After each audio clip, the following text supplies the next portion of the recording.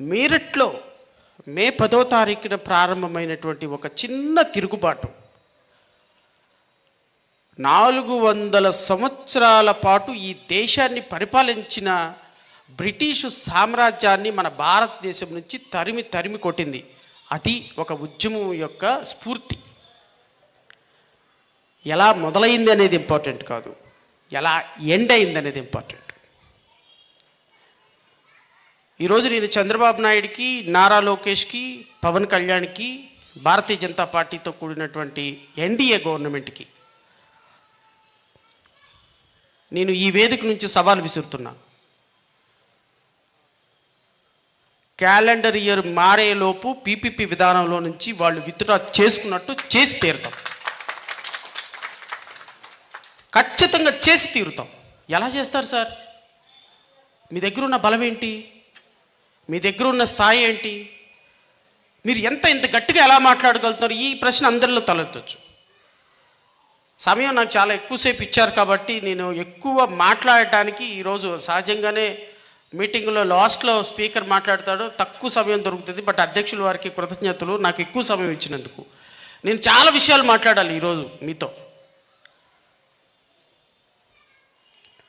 TCS అనేటువంటి ఒక Tata consultancy services company, నేను మెడికల్ కాలేజీల గురించి మళ్ళీ వస్తా, కానీ ఈ రాష్ట్ర ప్రభుత్వ దమన నీతి ఏ విధంగా జరుగుతుంది ఈ రాష్ట్ర ప్రజలకు అనేది కూలంకషణంగా వివరించి తీరాల్సిందే. ఈరోజు నేను టాటా కన్సల్టెన్సీ సర్వీస్ అనేటువంటి ఒక కంపెనీ భారతదేశ వ్యాప్తంగా 66,000 కోట్ల రూపాయలు, 66,000 crores రూపీస్ ఇన్వెస్ట్మెంట్లు, ప్రాపర్టీస్ ఉన్నటువంటి ఒక టీసీఎస్ సంస్థకి విశాఖపట్నంలో 1,100 కోట్ల రూపాయలకు సంబంధించినటువంటి భూమి 99 పైసలకి, ఎకరం 99 పైసలకు కాదు, 21 ఎకరాలు మొత్తం కలిపి 99 పైసలకి అమ్మేయాలి అనేటువంటి ఒక ప్రయత్నం చేశారు. అమ్మేయటం కాదు, అమ్మేశారు. ఒక జీవో కూడా ఇచ్చేశారు. ఏంటి విషయం అంటే, టాటా కన్సల్టెన్సీ సర్వీసు విశాఖపట్నంలో వాళ్ళ కంపెనీ పెడుతుంది. టాటా కన్సల్టెన్సీ కంపెనీకి నువ్వు 1,100 కోట్ల రూపాయల భూమిని 99 పైసలకు ఇవ్వాల్సినంత పేదవాళ్ళ? కంపెనీస్ రావటానికి వ్యతిరేకం కాదు. ఈ టీసీఎస్ లాంటి కంపెనీలకి వీళ్ళు భూములు ఇస్తున్నాము అని చెప్పి చేస్తున్నటువంటి దుర్మార్గాన్ని నేను తర్వాత చెప్తా. ఒక సాధారణమైనటువంటి ఎస్సీ యువకుడో, ఎస్టీ యువకుడో, బీసీలో, మైనారిటీలో, లేకపోతే ఒక నిరుపేదల అగ్రవర్ణాల్లో నిరుపేదోడు వెళ్ళి నాకు 1 ఎకరం భూమి ఇవ్వండి సార్, నేను ఏదైనా ఇండస్ట్రీ పెట్టుకుంటానంటే 1,90,000 డాక్యుమెంట్లు. వాడు 15 లక్షల రూపాయల ఎకరం భూమి ఇవ్వమంటే దానికి 30 లక్షల రూపాయలు సెక్యూరిటీ అడుగుతారు. అట్లాంటిది 1,100 కోట్ల రూపాయల ప్రభుత్వ భూమి 99 పైసలకి నేను ఇస్తున్నాను అని నారా లోకేష్ చాలా గర్వంగా నేషనల్ మీడియాకి, స్టేట్ మీడియాకి ఇష్టం వచ్చినట్టు 99 పైసలకు వీఆర్ గివింగ్ 99 పైసా పర్ సేర్, per acre, per land, 99 paise per acre అని. ఏకర్ కూడా కాదు, 21 ఎకరాలు. సో ఆంధ్రప్రదేశ్ రాష్ట్రంలో ఒక కంపెనీ పెట్టాలి అంటే ఆ కంపెనీ, ఫర్ ఎగ్జాంపుల్ నేను టాటా కన్సల్టెన్సీ సర్వీసెస్ కంపెనీ, నేను వచ్చి ఆంధ్రప్రదేశ్ రాష్ట్ర ప్రభుత్వంతో ఒక ఒప్పందం చేసుకున్నా. నేను ఒక 1000 ఉద్యోగాలు ఇస్తాను, ఒక 10,000 కోట్ల రూపాయలు పెట్టుబడి పెడతాను. సో ఈ 1000 ఉద్యోగాల కల్పన 10,000 కోట్ల రూపాయలు పెట్టుబడి పెట్టడానికి నాకు మీరు ప్రోత్సాహకాలు ఏమిస్తారో అని అడుగుతాను. మీకు ఏం కావాలంటే అని అడిగి, నాకు ఒక భూమి ఎంత కావాలి? 20 ఎకరాల భూమి నడి సెంట్రల్ ఏలూరు నడి రోడ్లో కావాలి, ఈ ప్రైమ్ సిటీలో కావాలి. ఎస్, అమ్మేయాల్సిన అవసరం ఏం లేదు కదా. లీజుకే ఇవ్వండి, 99 సంవత్సరాలకి లీజుకి ఇవ్వండి. లీజుకి ఇస్తే ఆ కంపెనీ పెడతారు, 10,000 మందికి ఉద్యోగాలు ఇస్తారు. ఆ ఉద్యోగాలు ఇవ్వడానికి లీజుకి ఇస్తేనేంటి, సేల్కి ఇస్తేనేంటి?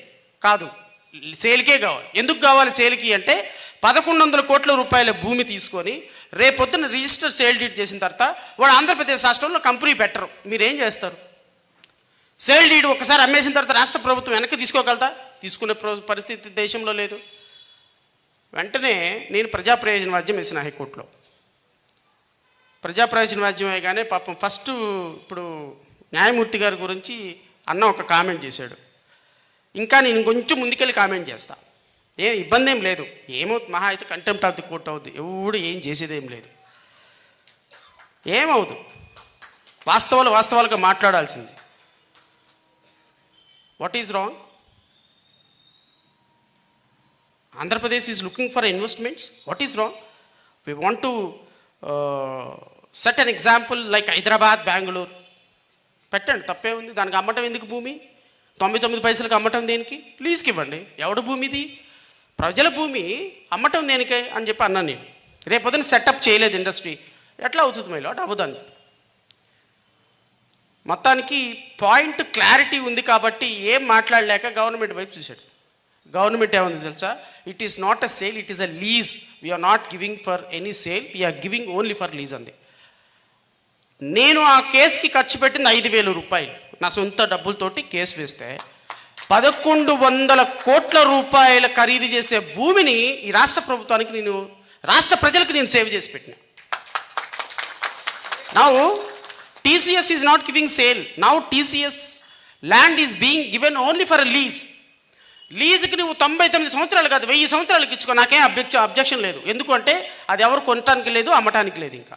సో అది ప్రభుత్వం ఆస్తి, ప్రజల ఆస్తి, ప్రజల దగ్గర ఉండిపోతుంది. కాబట్టి 5,000 రూపాయలతోటి నేను చేసిన ఒక అద్భుతం 1,100 కోట్ల రూపాయలని సేవ్ చేయగలిగిన రాష్ట్ర ప్రజలకి. అది ఒక న్యాయ వ్యవస్థ చేయగలిగినటువంటి, లేకపోతే ఒక ఆల్టర్నేటివ్ సిస్టమ్ చేయగలిగినటువంటి. ఈ సీజే ఇవ్వకపోతే ఈ సీజే పైన ఇంకా బొచ్చుబళ్ళు మంది ఉన్నారు. ఈయనొక్కడే పెద్ద ఇదా ఏంటి? ఏం ఇబ్బందే లేదు. ఏ కారణాల చేత అయినా ఈ మాయుడు ఇంకో చోటుకి వెళ్తాం, అది కాదు. బట్ అల్టిమేట్గా justice is permanent, judge is not permanent. Judge is temporary, justice is permanent. నేను న్యాయమూర్తిగా పనిచేసి వచ్చిన, నా తర్వాత 100 మంది వచ్చారు. నేను పర్మనెంట్ కాదు. System is permanent, court is permanent. So మేము నమ్మింది సిస్టమ్ని, మేము నమ్మింది కోర్టుని. జడ్జిలు నేను ఎప్పుడు నమ్మను కూడా. I always believe on the system. సబ్సిక్వెంట్గా TCS పోయిన తర్వాత కాగ్నిజెంట్ వచ్చింది. ఆ కాగ్నిజెంట్ కంపెనీకి 1,900 కోట్ల రూపాయల భూమి 99 పైసలకు ఇచ్చారు కాగ్నిజెంట్ కంపెనీకి. టాటా కంపెనీ కంటే కాగ్నిజెంట్ కంపెనీ ఇంకా పెద్దది, వాళ్ళకు కూడా అంతే. 1,900 కోట్ల రూపాయల భూమి